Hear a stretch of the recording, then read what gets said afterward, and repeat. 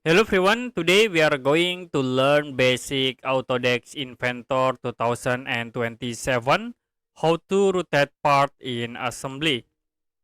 So you can create new assembly file and I will insert for the part.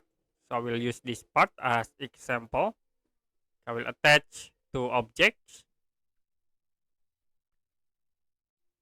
right click and then click OK. Now if you want to rotate part, you can use this free rotate tools. You can click and then select the object, click hold to rotate the selected object. Another option, you also can use the constraint tools. Okay, you can click this icon constraint, select the object. I will select at this face, and the next use the angle tools. I will click in this edge. After it, you can set for the angles. I will set into 45 degree.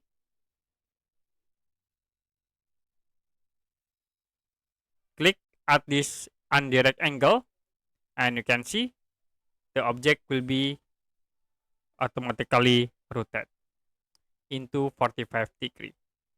Okay, another example, we create again. So you can use constraint, click angle option, select at this face, and I will click in this option again, edge, use undirect angle, and then you can set for the angles like 15 degree to rotate the object into 15 degree.